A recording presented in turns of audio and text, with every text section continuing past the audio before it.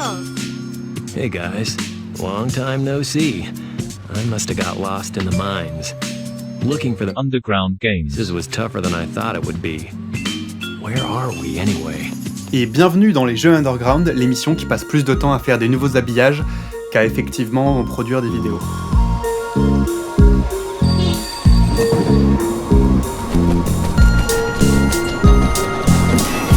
C'est des trucs plus underground, genre dans les caves et tout. Aujourd'hui, on va parler d'un jeu étrange qui s'appelle Zell, et même s'il mérite en lui-même toute votre curiosité, je vais me permettre de contextualiser un peu en racontant ma life.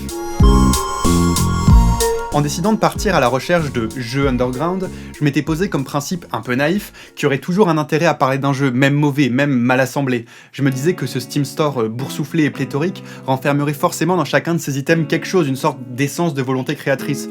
Même si je me doutais que tout serait pas forcément agréable manette en main, il devait toujours y avoir quelque chose à révéler en l'analysant sous le prisme du marché, des influences ou du style. Je me racontais à moi-même que le concept radical de prendre un jeu au pif dans les sorties pouvait faire un format de critique intéressant et innovant. Force est de constater que pas vraiment, enfin pas à tous les coups, loin de là. Y a pas grand chose d'intéressant à dire d'un puzzle érotique programmé à la va-vite ou d'un platformer buggé qui utilise les niveaux de base de son logiciel de création à peine retouché. J'avais eu de la chance la première fois de tomber sur Spark and the Digital Daydream qui avait pour le coup une âme, mais en vrai à 2 clics près j'aurais ramé pendant des heures sur un clone sans substance de SCP et j'aurais sûrement dit bon bah tant pis, ça sert à rien comme concept en fait. Je me suis assez vite rabattu sur itch.io qui a le mérite de garantir un côté underground un peu plus hardcore et une culture du jeu d'auteur. Ce qui s'y niche me plaît beaucoup du coup, mais plus j'investis des heures dans ces mystérieuses archives inexplorées, plus je me rends compte que ce que j'y trouve peut parfois manquer de la sincérité naïve que j'avais l'espoir de trouver au départ. Je m'explique, quand tu mets ton jeu sur itch, tu connais un peu les bails, tu sais que tu fais de l'art légèrement à la marge, et tu sais où sont les gens comme toi. Pour caricaturer, tu sais que faire des trucs bizarres anti-commerciaux est ce qui risque de plaire au public, si modeste soit-il. Et il n'y a aucun mal à adopter une démarche alternative en toute connaissance de cause, souvent ça crée des jeux extraordinaires que j'aime beaucoup, mais je me demandais s'il n'y avait pas moyen de trouver autre chose encore, une autre strate de jeu underground. Ce qui m'a amené à me demander, c'est quoi en fait mon idée du jeu underground quintessentiel que j'arrive pas à trouver. Moi je viens du département du Nord, si 5-9 représente. 5-9, faut l'imaginer un petit peu. Hein. J'ai un peu improvisé le... Et j'ai été impressionné quand j'étais petit par la collection d'art brut du musée d'art moderne de Lille. Alors ouais, on vient de passer en mode full culture bourgeoise avec cette phrase, mais justement pour définir rapidement. L'art brut, c'est un mot très large pour définir des œuvres créées par des personnes, souvent d'origine modeste, qui n'ont pas eu de contact avec le monde de l'art et qui n'ont pas eu de formation particulière. C'est une production qui pourrait être techniquement libérée d'un statut de loisir bourgeois donc, et les mauvaises langues vous diront même que c'est le maître dans des musées qui vient tout gâcher à ce niveau-là. C'est compliqué la place des musées, mais ça a été cela dit pour moi l'occasion d'être marqué par quelques œuvres, comme par exemple les collages et textes de Sophie Savoie, une ouvrière dans une entreprise de soie à Montélimar qui s'est retrouvée en prison après un incendie criminel et qui a créé le livret d'une pièce de théâtre accompagnée d'illustrations faites de morceaux de soie collés ensemble, faisant du coup le reflet de l'artisanat qui faisait son quotidien et montrant un peu aussi son interprétation des dynamiques de pouvoir. Les plus fascinantes images du musée pour le mois de 11 ans qui le visitait en sortie scolaire étaient les peintures ambitieuses, parfois même à l'excès on pourrait dire, d'Augustin Lesage, un mineur qui entendait des voix l'invitant à devenir peintre et dont l'œuvre a été dictée par des séances de spiritisme. Alors on le sent poindre chez lui, c'est assez souvent lié à l'art créé par des personnes touchées par les maladies mentales. Mais pas que, et je veux pas du tout glorifier l'isolation de ces artistes et les problèmes mentaux qui en ont souvent découlé. Et j'ai malheureusement l'impression que c'est parfois ce que font un peu les curateurs des musées. Mais ce qui me touche, c'est le dévouement à leur art de personnes n'ayant selon toute vraisemblance pas de motivation d'ordre social ou économique, et étant finalement très peu influencées, si pas totalement exclues, des milieux créatifs. Je suis beaucoup allé revoir cette collection par la suite, et j'y trouve quelque chose que je trouve que très peu ailleurs. Même quand Jean-Michel Arnaïf fait des fleurs enfantines sur de la porcelaine, ou que Micheline Art Moderne décide de briser tous les codes et de faire caca sur un piédestal, ça reste une démarche qui est nourrie par toute une métaculture du monde de l'art, et je peux pas m'empêcher de préférer voir quelqu'un qui a un dessin naïf irréfléchi que quelqu'un qui choisit consciemment ce style. Je vous promets, on va arriver aux jeux vidéo à un moment. C'est un peu nul de faire une échelle des valeurs de l'authenticité, et j'aime bien beaucoup d'artistes qui chient sur des piédestaux ou des trucs assimilés, mais voilà, tout ce que je voulais dire, c'est que ça m'interpelle quand je suis spectateur d'une création à corps perdu, déconnectée du marché mainstream. Et quand je dis déconnecté, je veux dire du coup ni consciemment dans la mouvance, ni consciemment en opposition. Mon rêve donc, je pense que c'est de trouver des jeux bruts ou des jeux art brut, enfin bref, vous m'avez compris. C'est pas le seul truc qui vaille la peine en jeu vidéo, loin de là, mais c'est une genre de marotte qui m'a toujours titillé. J'aimerais un jour poser mes yeux sur l'œuvre d'un gars random qui, je sais pas, est conducteur de bateau, n'a aucun contact avec le milieu des arts numériques, mais décide de faire son jeu d'aventure tous les soirs en rentrant chez lui, sur la base du souvenir de 2-3 jeux PC auxquels il jouait enfant. Je pense que ce sera jamais possible à 100%, dans le sens où c'est quand même un médium avec une certaine barrière de compétences techniques à l'entrée, et t'es forcément obligé de te former un peu aux outils et de te frotter au monde et à la culture du développement. C'est aussi un médium très coûteux en temps et en énergie, et voilà, il faut bien vivre, ma pauvre dame, donc ça semblerait absurde de se lancer là-dedans sans aucun espoir de réussite commerciale. C'est pas aussi simple qu'acheter un pinceau ou un crayon et du papier. Mais avouez que si une telle situation existait, ce serait passionnant de parcourir le jeu en question, non ? Je suis absolument pas en droit d'exiger que des gens produisent ce genre de jeu, mais s'ils existent, j'aimerais bien les trouver, en fait. Il y a un outil iconique, cela dit, dont j'ai déjà parlé par le passé, qui est à mon avis celui qui se rapproche le plus de la simplicité d'accès de l'art pictural, c'est RPG Maker. On est toute une génération de complets inclus en programmation à avoir pu faire des mauvais clichés de JRPG sans aucune formation préalable quand on avait 10 ans et demi. Aujourd'hui, l'outil a bien évolué et RPG Maker MV permet de faire plein de trucs rigolos. Et vous me voyez venir avec mes gros sabots, le jeu dont je vais vous parler est développé sous RPG Maker MV. Zell n'est pas un jeu aussi brut que le portrait idéalisé que je décrivais, et j'ai aucune information sur la formation ou non de son développeur principal, même si je suspecte grandement qu'il vient du doujin en autodidacte. Mais j'ai trouvé quelque chose de cette déconnexion et de cette grâce naturelle empreinte de confiance et de sincérité. Une envie de s'exprimer de manière relativement premier degré, réalisée sans attendre même d'avoir le niveau de compétence technique que réclamerait l'industrie. Bref, je vais pas vous faire languir plus longtemps, plongeons-nous dedans.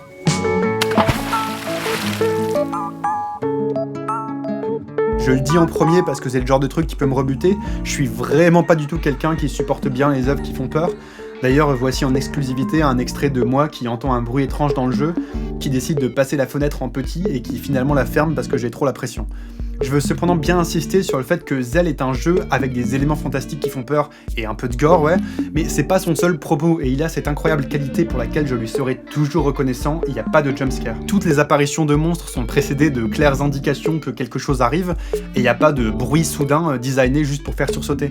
Donc j'ai pu terminer le jeu et je pense que ça reste accessible aux âmes sensibles dont je fais partie. Zell est un jeu développé par Fuming, de son vrai nom Fumio Sato, aidé de Xion à la musique et de l'héroïne du jour, Elizabeth Busshaus, qui a traduit le jeu en anglais.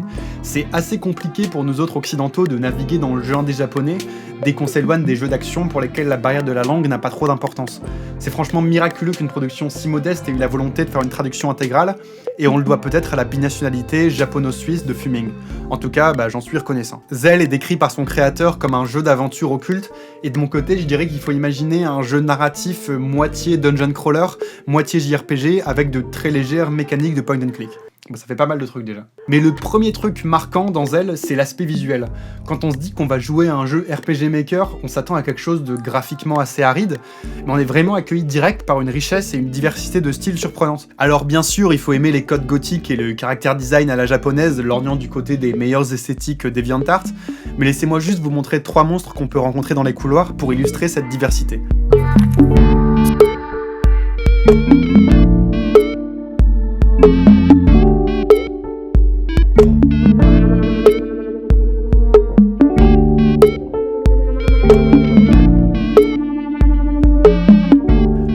C'est un peu comme ça, c'est Fuming qui a fait tous les graphismes, et il revendique lui-même avoir réfléchi à l'aspect du jeu en termes de collage, pour que chaque élément se distingue et soit mémorable. Et aussi étrange et contre-intuitif que ça puisse paraître pour la cohérence globale, ça marche. Je vous renvoie d'ailleurs à l'épisode 1 des jeux Underground sur Spark, qui laissait une impression similaire, dans un tout autre style. Et moi je suis spécialement sensible à sa démarche punk de réaliser les artworks comme il les imagine, même si ça implique des fois de passer des couches d'effets Photoshop un peu sales sur des photos, ou de zoomer sur les pixels de ce que j'imagine être des dessins scannés.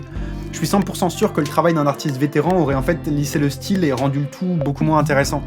Du coup, chaque asset n'est pas forcément maîtrisé dans son aspect technique, mais dans l'ambiance horrifique et proche de la creepypasta qui englobe toute la première partie du jeu, je trouve que le rendu parfois un peu bancal mais généreux des graphismes ajoute à l'ambiance et le gameplay est suffisamment en place pour que ça vienne jamais rendre la progression erratique. Et puisqu'on parle de gameplay, c'est donc au moins dans un premier temps du dungeon crawler où on peut cliquer sur des trucs, et la référence assumée à Wizardry fonctionne très bien. Je sais pas si aujourd'hui tout le monde est familier avec ce genre un peu défunt du jeu vidéo. Quand je dis défunt, il y a encore des trucs trop bien comme Etrian Odyssey qui sortent, mais c'est un peu vieux.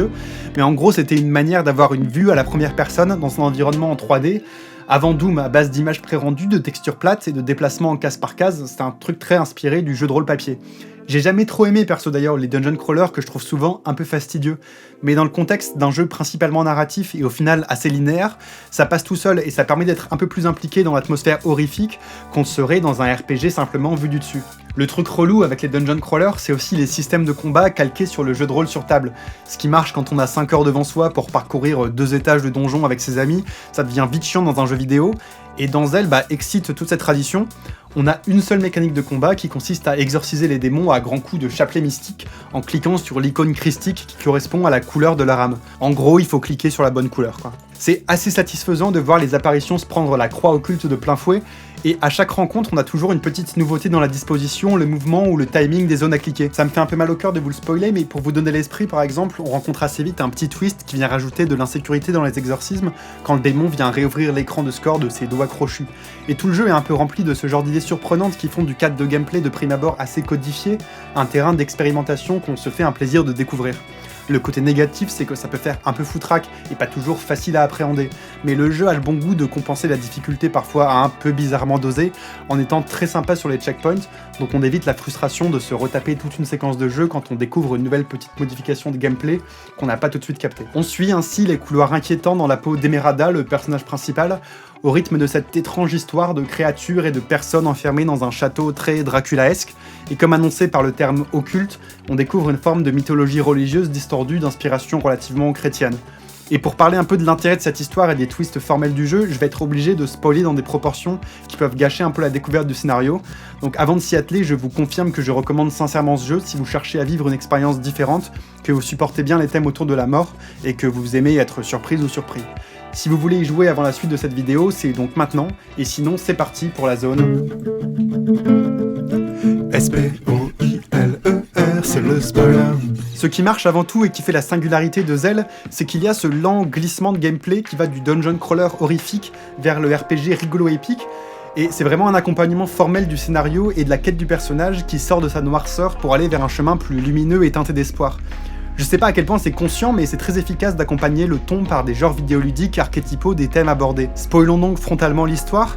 Emerada est emprisonnée dans le château par un faucheur nommé Zoxo, un personnage qui est en constant conflit entre son désir d'aider les âmes pécheresses vers la rédemption et sa nature de faucheur qui le pousse à simplement les envoyer en enfer. On découvre qu'Emerada s'est en fait suicidée suite à la mort de son meilleur ami et que c'est à cause de ce péché qu'il est dans cette situation. Tout le propos du jeu est donc de l'aider à refaire le chemin vers la volonté de vivre en s'extirpant de sa condamnation mystique. Et je sais pas trop où me placer sur cette histoire de racheter son péché qui est le suicide. J'ai pas l'impression que le jeu présente le fonctionnement de sa religion interne comme quelque chose de moralement bon et défendable, la déesse principale ne semblant pas tout à fait saine d'esprit. En plus, il y a des chrétiens au Japon, mais ça pourrait aussi être une manière de critiquer les codes moraux occidentaux, j'en sais rien. Enfin, je sais pas pu joindre de développeurs et je suis pas assez informé sur la spiritualité au Japon pour donner un vrai avis. Mais voilà, on peut, sans malhonnêteté intellectuelle, vraiment le lire comme une métaphore culpabilisante sur le suicide, et blâmer les personnes qui en arrivent à cette extrémité fait pas partie de mes valeurs. À ce titre, je préfère garder une distance respectueuse avec ce que le jeu essaye de dire.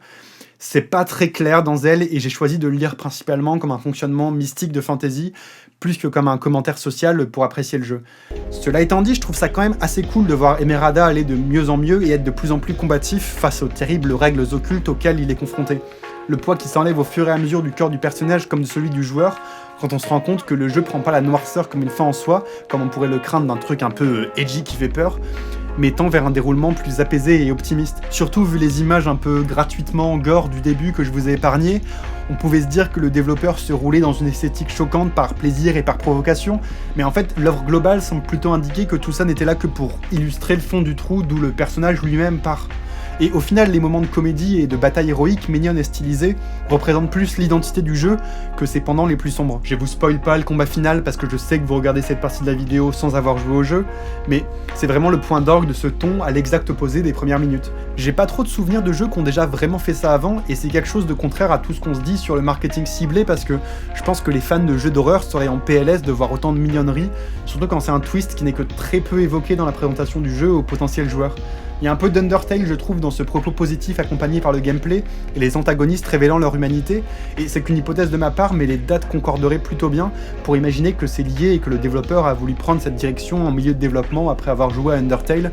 une fois de plus, ce n'est que supposition. J'ai pas mentionné la musique de Xion, bisous à tous les fans de Kingdom Hearts, qui se fait assez discrète pendant le plus gros des 3 heures qu'il faut pour finir le scénario, mais quand c'est là, c'est tout à fait approprié de qualité, et mention spéciale au titre éponyme, Zell, qui est une très belle chanson en japonais, en tout cas au niveau des mélodies et du chant.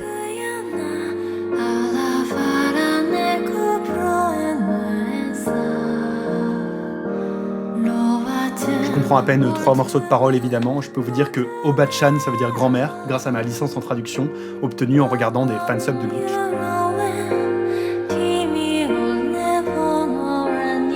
Bref, c'est un peu là que je m'y retrouve, moi, avec mes désirs d'œuvres authentiques déconnectées du marché.